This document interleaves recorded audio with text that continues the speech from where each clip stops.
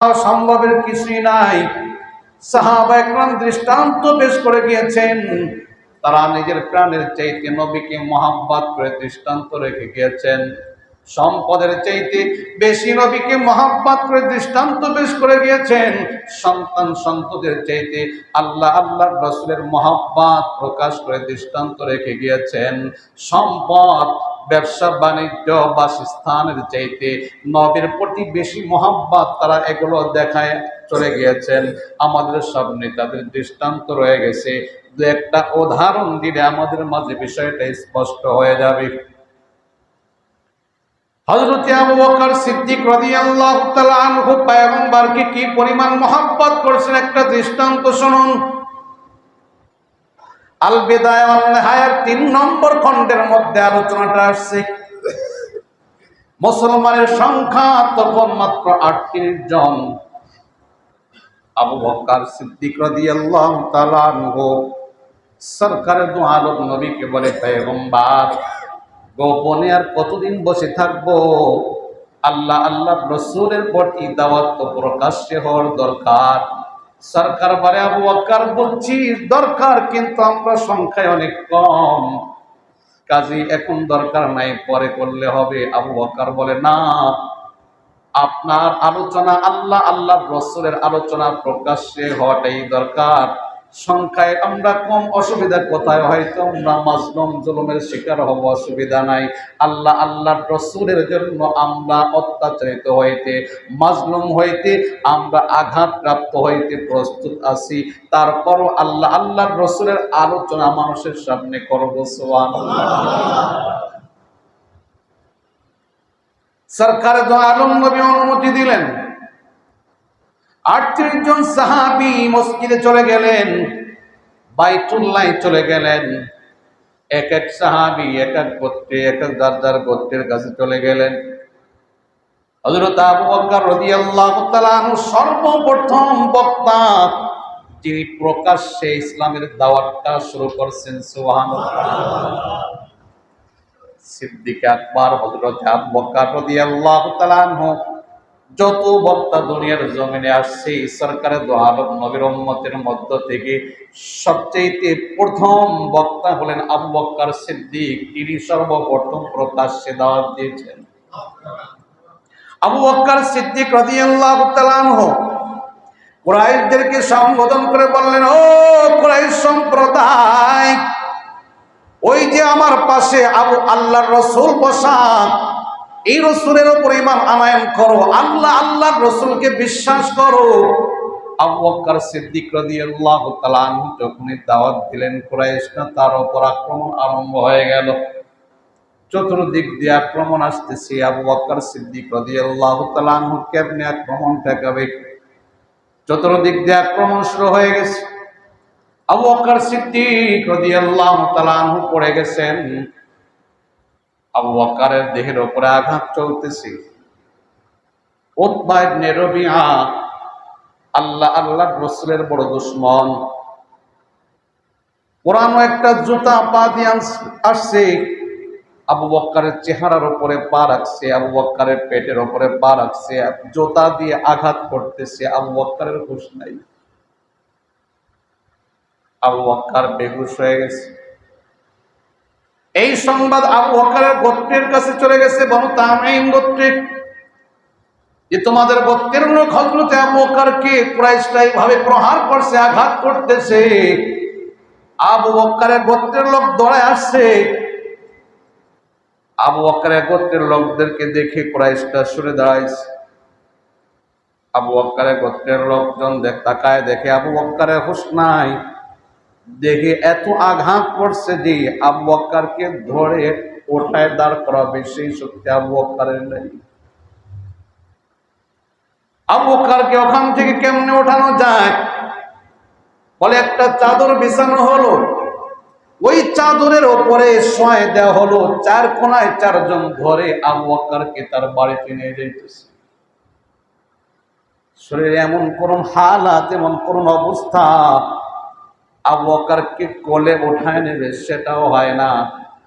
আবু বকরকে চাদরে বিছাইয়া চাদরের ওপরে রেখে চারপাশে লোকজন ধরে আবু বকরকে বাড়িতে নিয়ে যাইতেছে। আবু বকরের মা উম্মুল খায়ের দৌড়ায় আসছে, দেখে সন্তানের করুণ অবস্থা।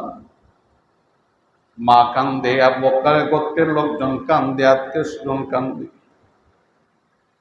আবু বকরের গোত্রের লোকজন আবার বাইতুল্লাহ আসছে, কুরাইশদেরকে সম্বোধন করে বলে, কুরাইশের সম্প্রদায় শোনো,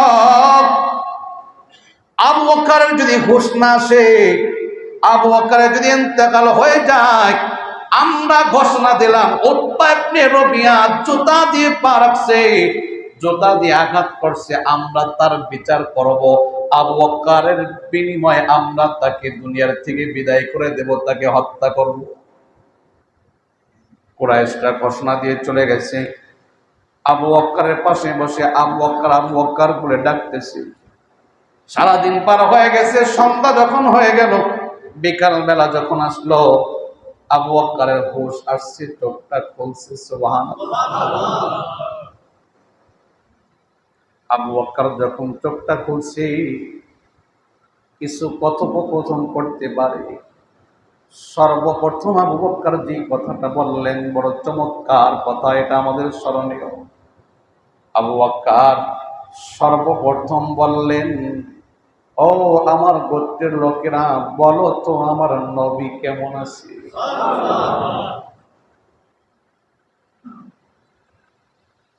আবু বকরের বংশীয় লোকজন ধিক্কার লাগায়, যেই নবীর কারণে তুমি এত আঘাতপ্রাপ্ত হইলা, আবু বকর হুঁশ আসার পরেই সেই নবীর কথা জিজ্ঞাসা করো না, তোমার কাছে আর থাকা যাবে না। রাত করে লোকজন চলে যাইতেছে। যাওয়ার সময় আবু বকরের মা উম্মুল খায়েরকে ডাক দিয়ে বলে, উম্মুল খায়ের, আবু বকরকে পারো যদি কিছু খাওয়াও, না হয় অসুবিধা আছে। আবু বকরের মা কিছু খাবার পানীয় নিয়ে আসছে, সন্তানকে ডাক দিয়ে বলে, সন্তান কিছু পানি পান করো। আবু বকর কত সুন্দর জবাব দিলেন, মা আগে পানি নয়, বলুন আমার নবী কেমন আছে। আবু বকরের মা উম্মুল খায়ের ডাক দিয়ে বলে, সন্তান নবীকে চিনি না, নবীকে কোনোদিন দেখি নাই। ও আবু বকর, আগে কিছু পানি পান করো, কিছু খেয়ে নাও, জীবনটা বাঁচাও, তারপরে নবীর কথা বলো। আবু বকর বলে, না মা, আমার নবীর খবর যতক্ষণ পর্যন্ত না পাইব, ততক্ষণ পর্যন্ত আমি আবু বকর কিছুই খাবো না। কারণ রে মা, আমি আবু বকর নিজের প্রাণের চাইতে নবীকে বেশি মহব্বত করে থাকি। সুবহানাল্লাহ। আমি আমার জানের মায়া করি না, আমি আমার নিজের মায়া করি না, আমার নিজের প্রাণের চাইতে আমার নবীকে বেশি মহব্বত করি। সুবহানাল্লাহ। ও মা, ওই নবীর খবর যতক্ষণ না পাবো, আমি আবু বকর প্রতিজ্ঞা করছি ততক্ষণ পর্যন্ত কিছু পান করব না। আবু বকরের মা বলে, কেমনি নবীর খবর আনবো? হযরত আবু বকর বলে, খাত্তাবের মেয়ে উম্মুল জামিল, উম্মু জামিলের কাছে যাও, যিনি হযরতে ওমর রাদিয়াল্লাহু তাআলা আনহুর বোন। ওমরের আগে এই বোন ইসলাম গ্রহণ করেছিলেন।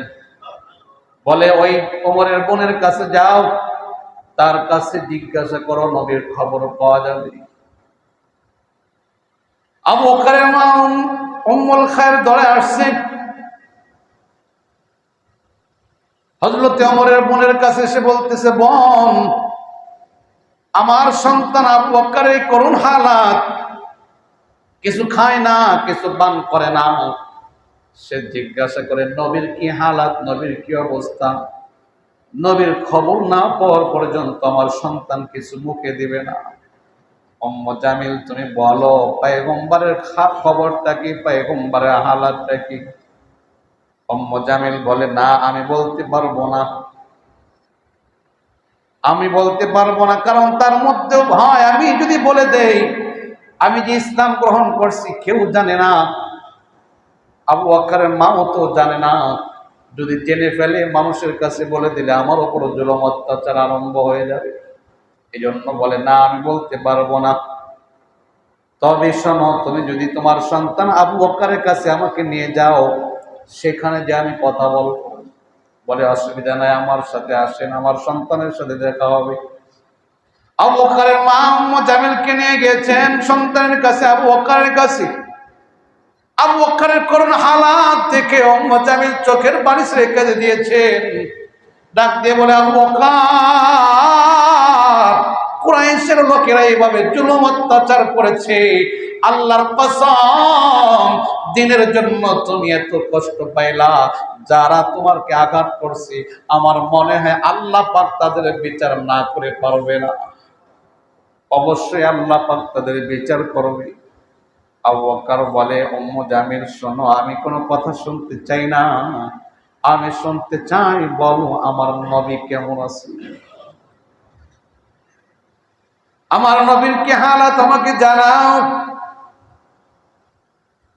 উম্মু জামিল ডাক দিয়ে বলে, আবু বকর, তোমার পাশে তোমার মা আছে, আমাদের কথোপকথন শুনতেছে। তোমার মা তো ইসলাম গ্রহণ করে নাই, যদি জেনে ফেলে আমার বিষয় তাহলে তো অসুবিধা। বলে না, মা যদিও ইসলাম গ্রহণ করে নাই, তবে সন্তানকে মহব্বত করে। বলে দাও, মা কিছুই বলবে না। উম্মু জামিল বলে, আবু বকর টেনশন করিও না, আল্লাহর রাসূল সহিহ সালামতে আছে। সুবহানাল্লাহ। বলে পয়গম্বর কোথায় অবস্থান করছে? বলে ইবনে আরকামের বাড়িতে। এবার মা তাড়াতাড়ি করে পানি নিয়ে আসছে, সন্তান নবীর কথা শুনছে, এবার পান করো। আবু বকর ডাক দিয়ে বলেন, মা, শুধু নবীর কথা শুনলেই হবে না, যতক্ষণ পর্যন্ত আমি আবু বকর ওই পয়গম্বরের চেহারা না দেখবো, ততক্ষণ পর্যন্ত কিছু পান করব না। মা, আগে পয়গম্বরের চেহারাটা আমার দেখা লাগবে, তারপরে আমি আবু বকর পান করবো, এর আগে কিছু পান করবো না। মা ডাক দিয়ে বলে, সন্তান, ইবনে আরকামের বাড়ি যাইতে গেলে কিছু রাস্তা অতিক্রম করা লাগবে। আমরা যখন তোমাকে ইবনে আরকামের বাড়ির দিকে নিয়ে যাব, তোমার দুশমনরা তো এখন রাস্তাঘাটে চলাফেরা করতেছে, দেখলে আবার হয়তো আক্রমণ করবে, কাজে এখন তো নেওয়া যাবে না। রাত্র গভীর হোক, তারপরে মানুষ যার যার বাড়িতে চলে যাবে, রাস্তায় মানুষ থাকবে না, তখন তোমাকে ইবনে আরকামের বাড়িতে নিয়ে যাব। আপাতত তুমি কিছু খেয়ে নাও, শরীরটা একটু শক্তি আসো, শরীরটা একটু ভালো লাগবে। আবু বকর বলে, না মা, আমি গভীর রাত্র পর্যন্ত অপেক্ষা করে তারপরে পয়গম্বরের কাছে যাব। নবীর চেহারা দেখার আগে আমি কিছুই খাবো না, কিছুই পান করবো না। সুবহানাল্লাহ। রাত্র হয়ে গেল। এক পাশে আবু বকরের মা উম্মুল খায়ের, আর এক পাশে হযরতে ওমরের বোন। আবু বকর দোনো জনের কাঁধের উপরে হাত রেখে পা হেঁচড়ায় হেঁচড়ায় ইবনে আরকামের বাড়ির দিকে যাইতেছে। ইবনে আরকামের ঘরের দরজার সামনে দাঁড়াইয়া কড়া নক করছি, দরজাটা খুলছি, আবু বকর পয়গম্বরের চেহারার দিকে নজর দিয়েছি। নবী ও আবু বকরের চেহারার দিকে তাকায়া বসা ছিলেন, দৌড়ায়া আবু বকরের কাছে চলে আসছে। সুবহানাল্লাহ। আবু বকরকে পয়গম্বর বুকে জড়ায় নিয়ে কপালের মধ্যে চুমু খাইতেছে। নবী আমার ডাক দিয়ে বলে, আবু বকর, আল্লাহ আল্লাহর রাসূলের জন্য এত আঘাতপ্রাপ্ত হয়েছো রে ও আবু বকর, বলো আমি পয়গম্বর তোমার জন্য কি দোয়া করতে পারি। আবু বকর, যেই দোয়া আমি পয়গম্বর এই মুহূর্তে করব, আমার আল্লাহ সেই দোয়া কবুল করবে। বলো রে আবু বকর, আমি পয়গম্বর তোমার জন্য কি দোয়াটা আল্লাহর কাছে করতে পারি। আবু বকর বলে, না পয়গম্বর, আমি আবু বকরের জন্য দোয়া করা লাগবে না, এই যে তাকায় দেখেন আমার মা উম্মুল খায়ের আমাকে অনেক মহব্বত করে ভালোবাসে, কিন্তু আমার মা এখনো ঈমান আনয়ন করে নাই, কালিমা পড়ে নাই। আমি আবু বকরের মনে ব্যথা, আমার মায়ের যদি এই অবস্থায় ইন্তেকাল হয়ে যায়, আমার মা কবরে আগুনে জ্বলবে, আমি সন্তান কেমনে ধৈর্য ধারণ করব? যে মা আমি আবু বকরকে এত মহব্বত করে আপনার কাছে নিয়ে আসছে, ও পয়গম্বর, আমি সন্তান জান্নাতে যাব, মা জাহান্নামে থাকবে, আমি পারবো না, আমি আবু বকর ধৈর্য ধারণ করতে পারবো না গো পয়গম্বর। আজকের দোয়াটা আমার জন্য নয়, আজকের দোয়াটা আমার মায়ের জন্য করে ফেলো। নবী হে, আমার দৃঢ় বিশ্বাস আপনি যদি আল্লাহর কাছে আবদার রাখেন আমার মা যেন কালিমাওয়ালা হয়, আল্লাহ পাক আমার কলিজার টুকরা মাকে ঈমানের দৌলত দান করবে। সাথে সাথে পয়গম্বর দুইটা হাত মাওলার দরবারে বাড়ায় দিলেন। আল্লাহ আল্লাহ, আমার আবু বকর মায়ের জন্য দোয়া করতে বলছি, ও মাওলা আমার আবু বকর দোয়া করতে বলছি মায়ের জন্য। আমি পয়গম্বর তোমার কাছে আবদার রাখি, আবু বকরের মাকে তুমি হিদায়াত দান করে দাও, কালিমাওয়ালা বানায় দাও। আল্লাহর কাছে দোয়া করতে দেরি, আবু বকরের মার কালিমা পড়তে দেরি হয় না। সুবহানাল্লাহ। মা পয়গম্বরের হাতটা ধরে বলে, নবী হে, আর দোয়া করা লাগবে না, আমি মা প্রস্তুত হয়ে গেছি, আপনি পয়গম্বর, আমি মাকে কালিমা পড়ায় মুসলমান বানায় দিন। সুবহানাল্লাহ। রে আল্লাহর গোলাম, আবু বকর এই ঘটনা দ্বারা স্পষ্ট হয়ে গেল, আবু বকর নিজের প্রাণের চাইতে আমার নবীকে বেশি মহব্বত করতেন। আবু বকর তামাম পৃথিবীতে যত মাখলুক আছে, যত মানুষ আছে, সব মানুষের চাইতে আমার নবীকে বেশি মহব্বত করেছেন। এমনকি নিজের মায়ের চাইতে আবু বকর আমার নবীকে বেশি মহব্বত করেছেন।